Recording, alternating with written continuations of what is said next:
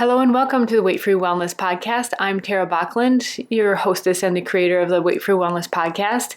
And have you ever wondered why some people, are just naturally thin, or other people, they just always seem to have that extra layer on their body? Some really easily build muscle. There's so many examples of this. Some people who can vigorously work out and they just love it, and others would just rather, a lot of us would honestly rather just stay sitting on the couch.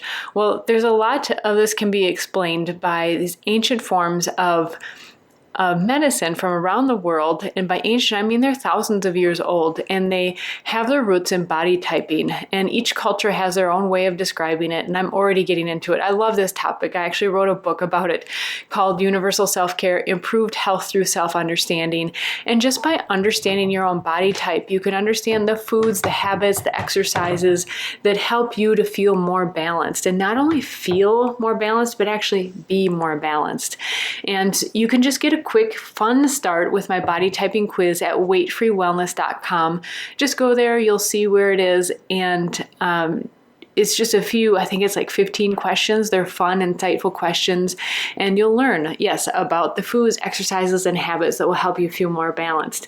It's really important because once we start getting in tune with our own bodies, so much can be revealed and really taken care of from that point. So I encourage you to go check it out. Also, if you like live events, you like to participate and learn, you're more of maybe you're not so much a reader, you like to participate, we do live online events as well. So make sure to follow us at Facebook. That's where we do most of our activity, but we're also on Instagram, Twitter, and so forth. And of course, you can find these podcasts on YouTube.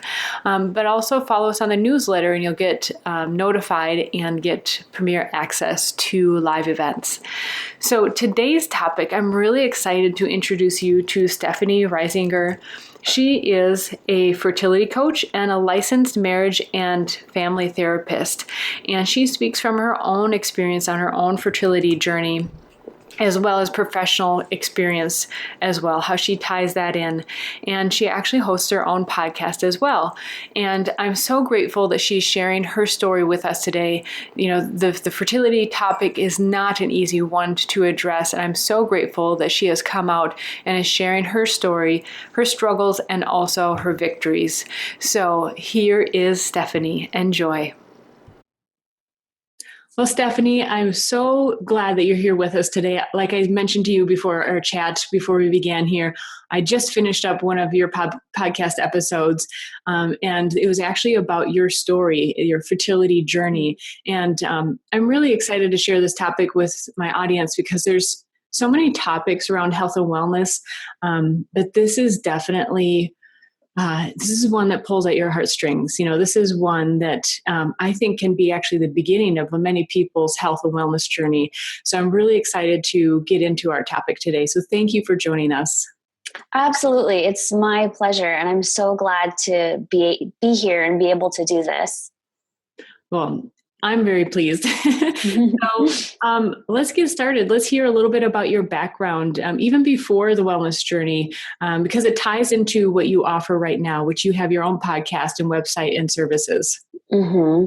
Well, my background professionally is as a marriage and family therapist. I have been a marriage and family therapist for 9 years, and in that, it really has coincided at the same time with my fertility journey.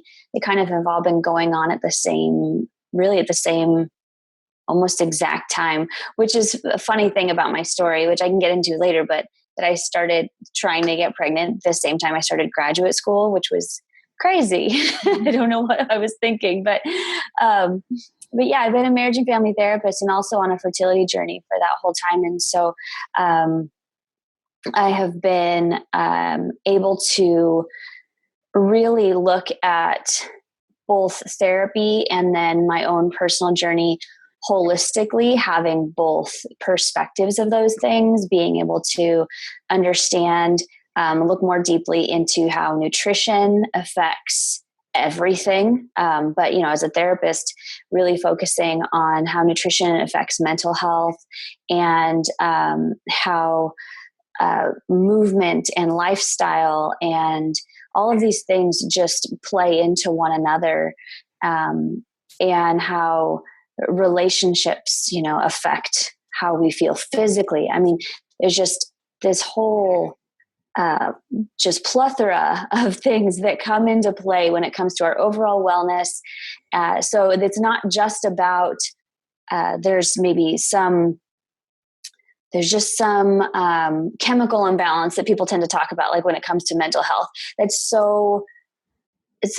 such a teeny tiny part of what the whole bigger picture is.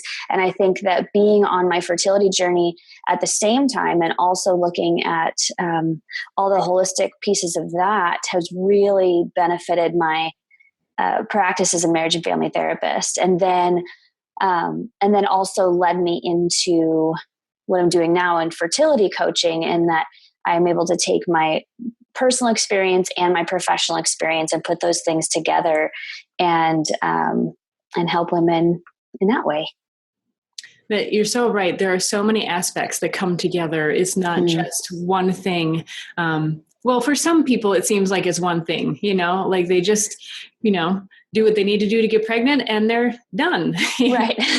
Right. But when it comes to health and wellness, it's amazing once you start studying how everything is connected. Absolutely everything, from the thing that you put in your mouth to the environment that you're in, that we're all a part of this overall environment. It's amazing.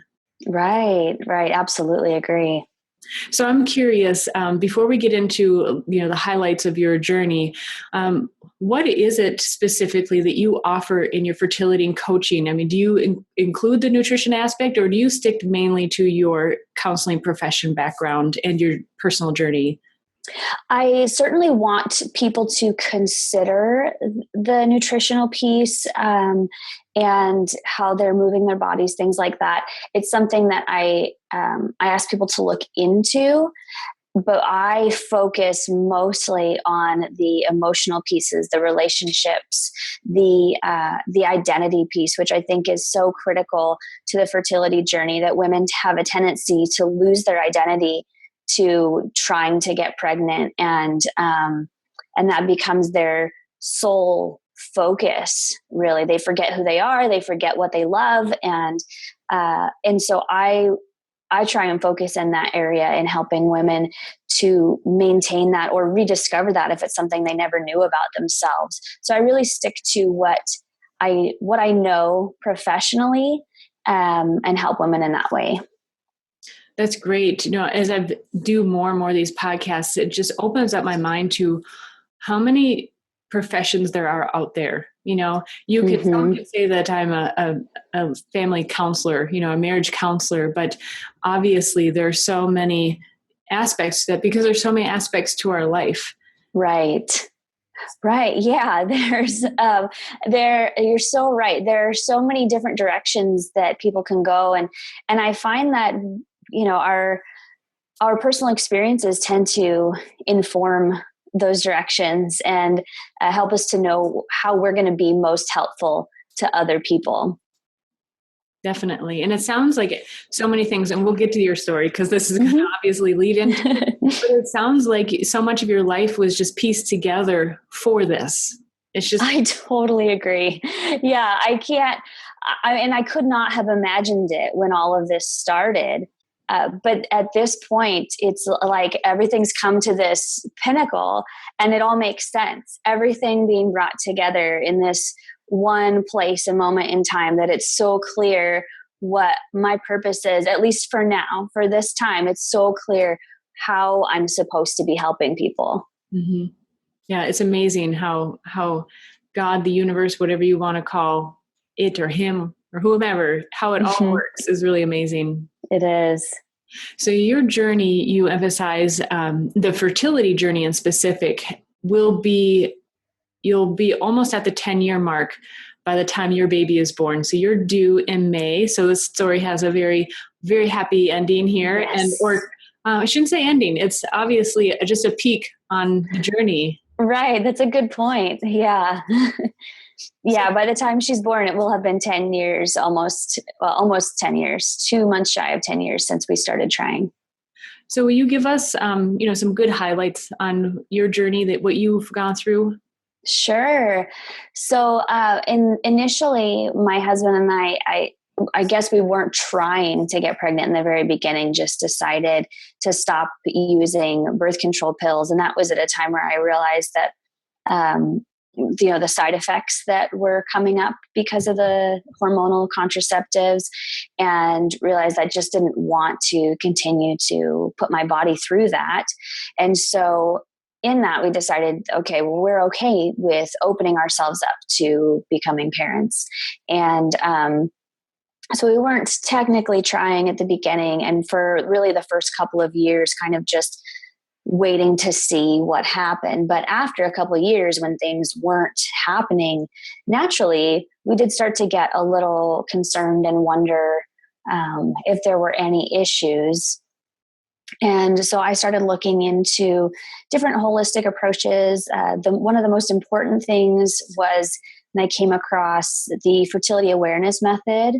And for the listeners who aren't, the audience members who are not familiar with that, it's a method of tracking your menstrual cycle that really points out so many areas of health and can tell you really exactly when is the most fertile time, and when it's impossible to get pregnant. So it can be used for both birth control and trying to get pregnant. So starting that was really what started me fully beginning to understand what's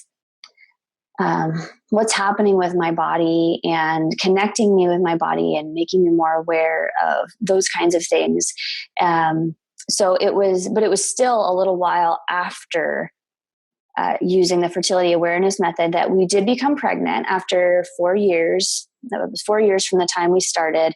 So did become pregnant. And then at that time, also found out that it was an ectopic tubal pregnancy. So that means it had implanted in one of my fallopian tubes. So that went from, really exciting moment to just horror, really, because that's a life-threatening situation.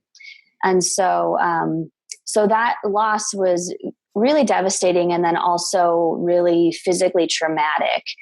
And definitely took some time to recover from that. After that point, we continued to just, again, sort of be not necessarily trying, but be open to hopefully becoming pregnant naturally. And then started to pursue adoption around the same time, because it was something that we had been interested in for a while. And then, long story short, with that, 2 years of an adoption process, and ended up with no children. Like we were going to be adopting through the foster care system, and so there should have in that time been some child at some point placed in our home, and we literally never had a child placed in our home. So we had a full nursery set up. We had our friends threw us baby showers. The whole 9 yards. And there were several times where we got calls and we said yes. And then for whatever reason, a child just never ended up in our home. So after 2 years of that, and being so incredibly emotionally exhausted by that process, we decided to give that up. And then again, that was really hard. That was a huge loss for us. And If I fast forward. Oh, sure. Just for a moment. Yeah. I was literally just listening to this story, which I encourage people. This is just, the Cliff Notes version. Is just, if this interests you at all, to definitely check out Stephanie's podcast, and specifically the podcast about her journey, because you can only cover so much, because that podcast alone by yourself was 1 hour. So right. That would be a long podcast here. But I really appreciate how vulnerable you got in sharing the story, because it, is a very difficult subject to talk about anyways. Then add that to talking essentially to strangers, right, on a podcast. And, there were so many points. So I was just like, my heart was just like swelling, just like, oh my God, there's not even words for it, and right. you're one of this, parts that you shared, you had gotten the call that one of the babies was going to show up, and it was you and your mom, right? Mm-hmm. And they never arrived with the baby. And it just, there was just, not to rub salt in a sore wound, which obviously you've gotten over through a number of this, but Sure. it just illustrates, it's a tough journey. Yeah. And which I think both of our objectives in our own aspects of our podcasts is to identify that, yes, this is tough, and you can get through it. And here are some ways. Yes, absolutely. And I'm glad you said that. And honestly, you say, not to rub salt in the wound, and you didn't at all. But I realize hearing you say it back to me brings up a lot of emotion for me. Like, to hear you tell that piece of my story reminds me just how heart-wrenching that time was. So yeah, I mean, there are definitely still emotions there. And I completely agree with you too, that we can go through really hard things and we can also get through them, and we can be okay, and we can still thrive in our lives. That's one of the greatest things I've learned from this whole journey. Well, absolutely. And to, it's so healing to share your story. I mean, it seems counterintuitive, like, oh, it's so painful to talk about certain things. And it's interesting how this topic, it carries so much heavy emotion with it, whether, there's jealousy of seeing your friends getting pregnant and so forth, or just feeling ashamed, or just, hard feelings for your own body. But to hear someone share their story has such a healing component. And so I just want to thank you in the middle of this for sharing. Yeah, I'm really glad to. I think that I've received so much feedback, so much positive feedback since sharing my story, that I'm just encouraged to continue to do it again and again, because I know that it is encouraging others and inspiring others. And truly, if it is inspiring others and giving people hope, then it was worth it. It was absolutely worth it. So I took a little bit of a tangent, a side route. That's okay. So you had decided, and I'm sure it was very difficult, but you're in the podcast, you said specifically that, you knew that you and your husband had mentioned adopting anyways, so you had chosen that route, but that route seemed just as anguishing, if not more, than not becoming pregnant yourself. So what did you decide to do after that? After that, we decided to move across the country. And it wasn't because of that. It was just that sort of all of these things came together around the same time. And so we were very caught up in that move. It was, 7 months after we gave up the adoption journey, we moved across the country, and so we had been considering it for a while, and that made it clear, obviously, like, okay, well, we're done with this adoption process. Now we can really look into this move. And so we didn't really focus on the fertility journey for that time. We were very focused on moving and getting reestablished and getting jobs and all those sorts of things. And but after we had been here for 3 or 4 months, then we started to get settled and start to think about it again. And that's when I began to see an acupuncturist who specializes in fertility. She's an acupuncturist and chiropractor, and she's just incredible. And the first person to ask me so many in-depth questions, and the first person to really make the connection between emotion and what is going on physically. And she just was such a light, and is such a light. I still see her. But we made nutritional changes with that, and I did acupuncture regularly. But even then, it still took a year and a half for me to get pregnant. So doing that And then I also was doing CrossFit during that time, which what I attribute to CrossFit is that it really showed me what my body is capable of and gave me more belief in my body than I'd ever had before.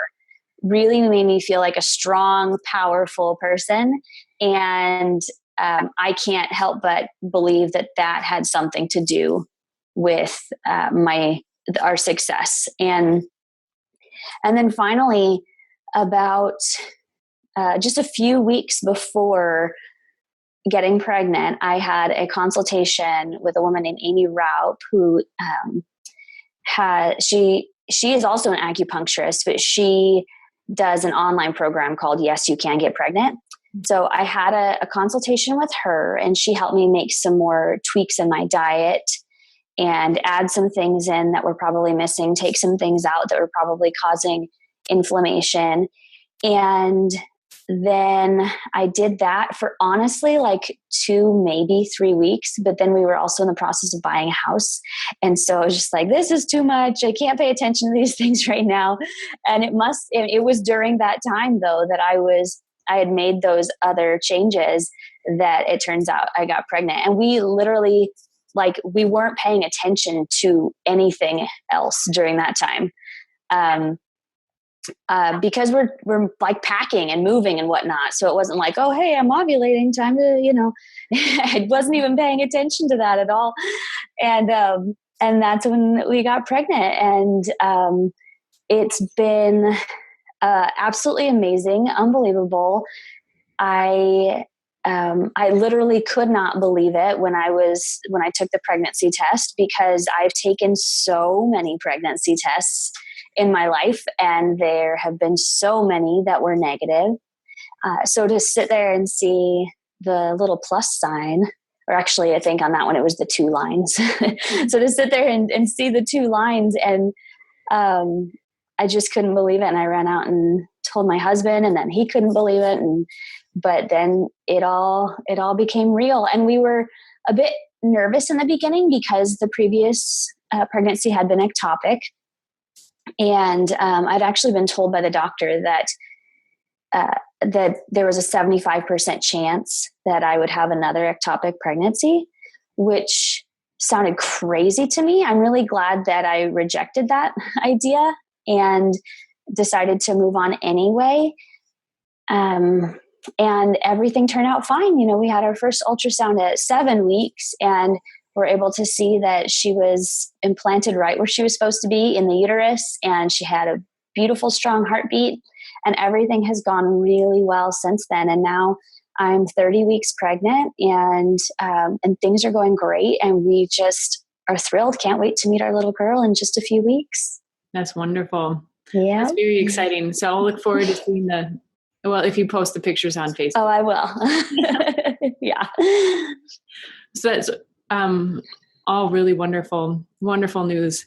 So I have a few questions in between. So you said specifically in the podcast that you and your husband, not obviously judging anyone else's decisions, but you had decided to only do limited medical procedures or testing and most natural. Will you share some of your thought process about that? Yeah. So there were some things that we considered, and I did see a fertility specialist at one point. He recommended us going straight to IVF because of the ectopic pregnancy. And so then his thought was we would bypass the fallopian tubes and then wouldn't have to worry about that issue if there was an issue with the fallopian tubes. And that was something that I thought about for about a minute and then decided that it just wasn't right for us. IUI was another thing we considered. And I think mostly because it was more affordable than IVF, but really the success rate is so low that didn't ever seem to fit either. And so I can't give a solid reason why we never chose to pursue medical intervention other than it did not sit well. It never felt like the right decision. And I think some of that is I just knew my body could do this. Like we knew our bodies could do this. And some of that too was, I had mentioned in my story of my on my podcast that God had started to give some of our friends dreams and really had made this promise to us that we were going to have children. We didn't know exactly what that would look like, but we took it seriously and really hung on to that. And that's not to say that he couldn't have given us children through IVF. We just knew that IVF wasn't for us. So we continued on the path that we were going and continued to try new things and trust that he was going to keep his promise. And he did. Yeah, you do mention the faith aspect, and that definitely you can see is a strong component. It kept you going too. Oh yeah. Yes. Yeah. It kept us going in some of the hardest times to be encouraged, for sure. So you had mentioned you had gone to acupuncture and received some help there. Mm-hmm. Was your husband doing any treatments anywhere or making any adjustments? He wasn't doing any treatments anywhere. He had made some nutritional changes, like the time that I gave up gluten. I wouldn't say he gave up gluten, but he reduced his gluten intake. And then also we found out that he had high blood pressure maybe a year or so ago. And so doing some things to reduce the blood pressure, I think really had a positive impact on his overall wellness. Well, are any of those shareable? Just in case of myself, so help someone out there.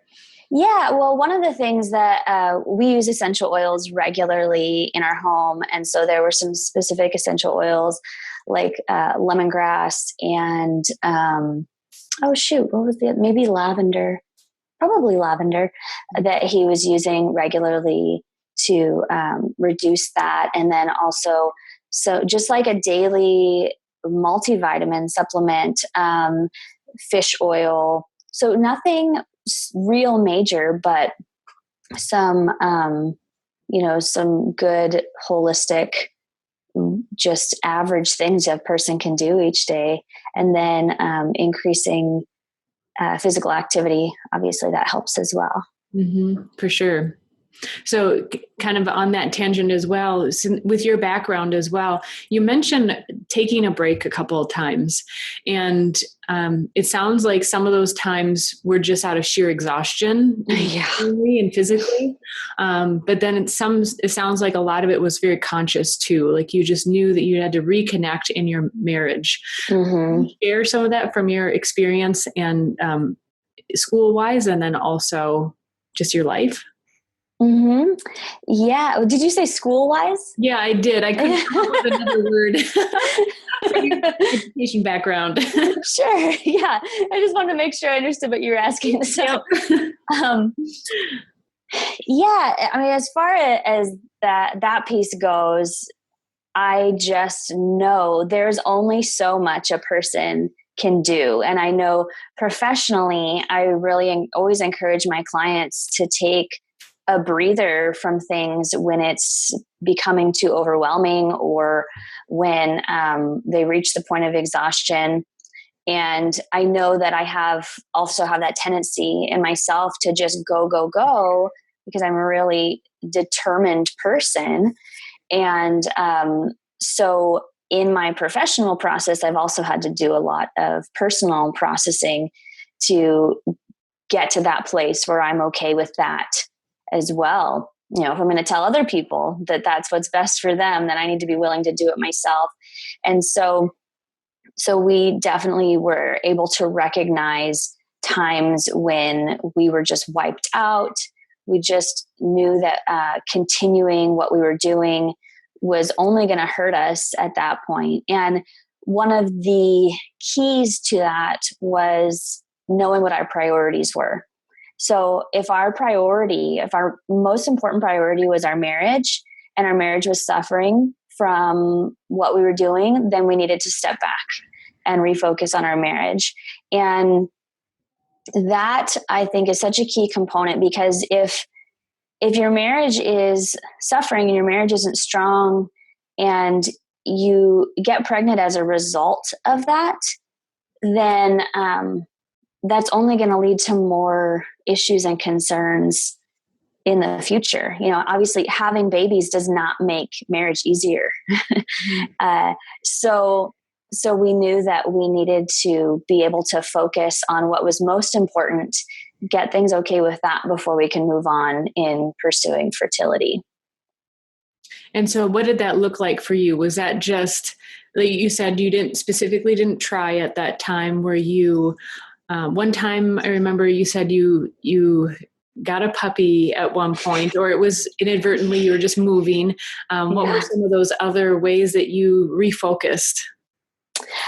Some other ways we refocused were to, even since after the move, we took a break, and we were, really technically on a break from trying when we got pregnant.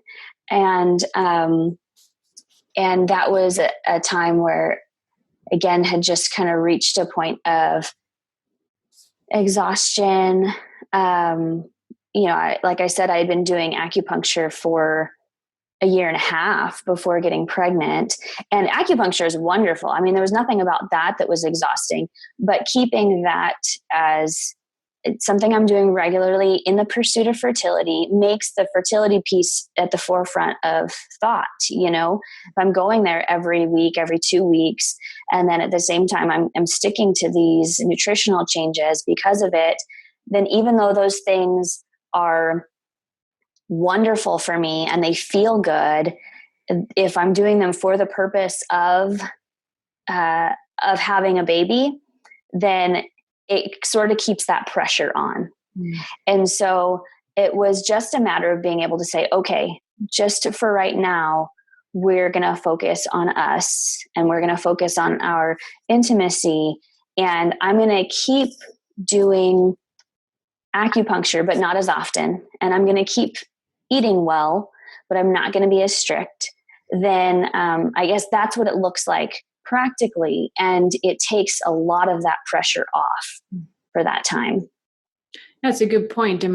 Stress rarely helps anything, right? Or at least stress for sure. We're built to deal with stress and actually thrive in short periods, but not prolonged. That's for sure. Right. Yeah, absolutely.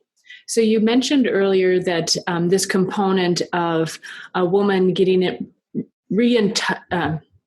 get in touch again with her ideas about herself. Like, obviously during the time of wanting to conceive, there's this idea of wanting to be a mother. And then, if it's not happening, you're kind of stuck in that pattern. And so something that you do is help a woman get in touch again with these other aspects of herself. What does that look like? Or what have been discoveries by certain clients that you've worked with?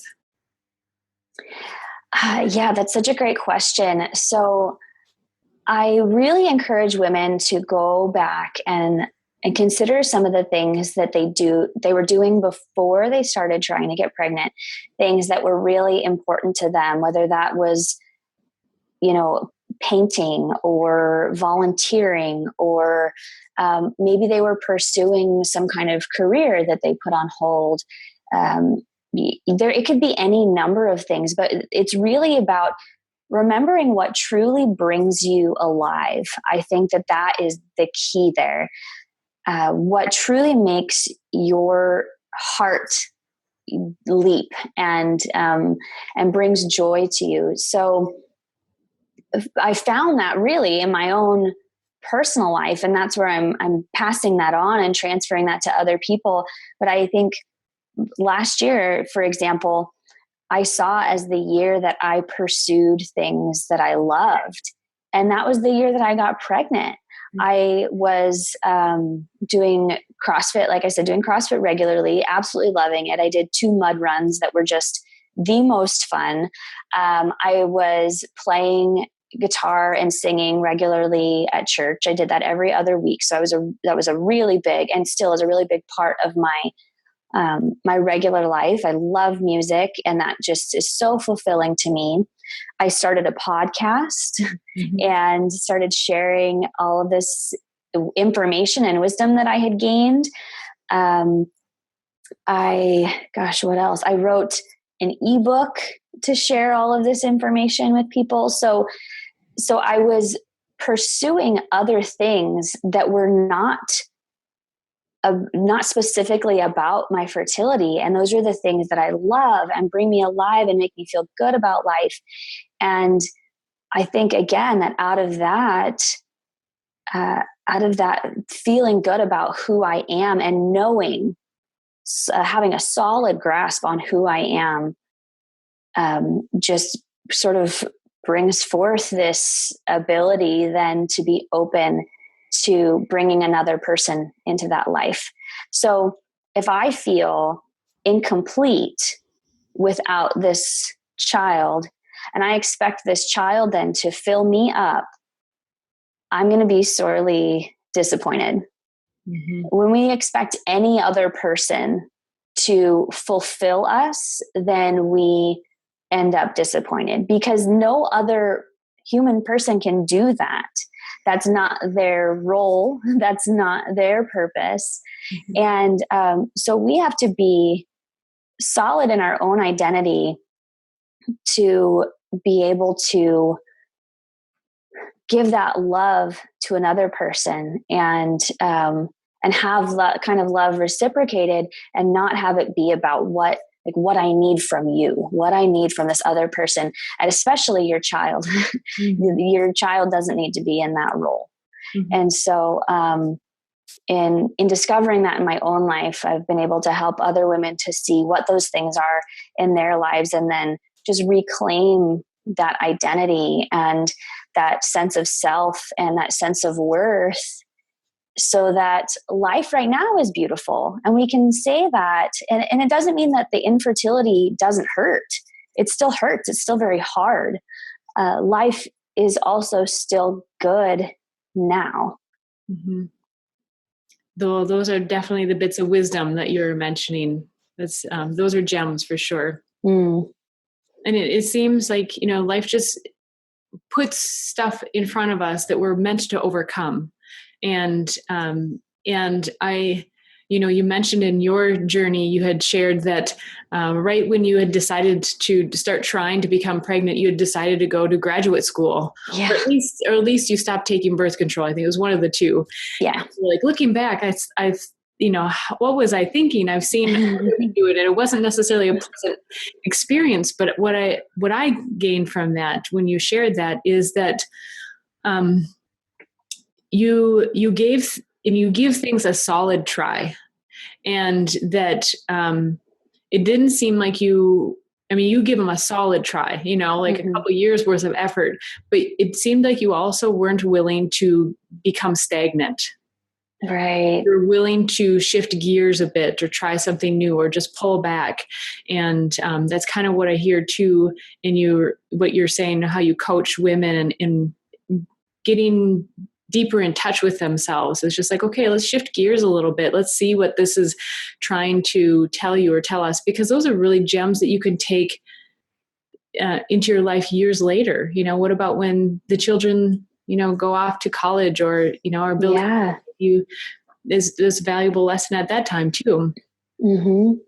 Yeah, you're right. And that's a really beautiful reflection. I appreciate you saying that. And it's not something that I had, I guess, really articulated, but you're right that I do give stuff a good solid try before moving on to something else. And then also recognize when it's like, okay, I've given this a good try and this isn't working. And so we're going to try something different.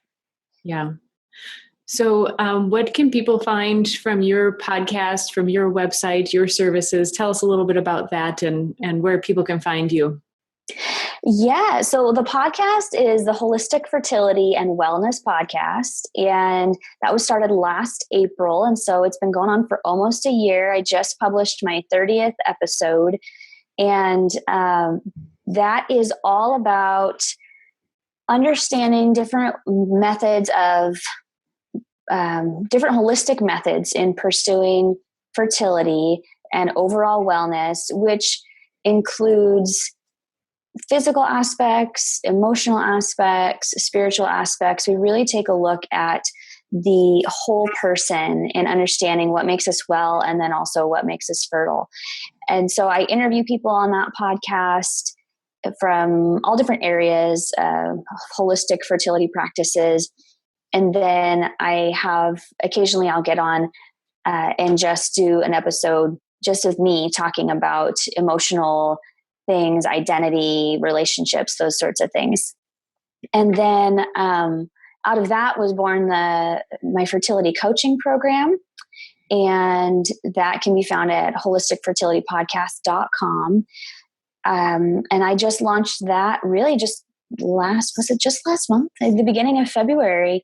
Yeah. And that's just so great. I feel like it brings together, like I said before, it just brings together everything that has been leading up to this point of my professional experience as a therapist, and then also my personal experience on my fertility journey and everything I've learned, being able to pass that along and help other women to find that in themselves as well. And then was there something else I was going to mention? Now I can't remember. You can blame it on the baby brain, right? Oh my goodness. Yes. That is a thing. That is real.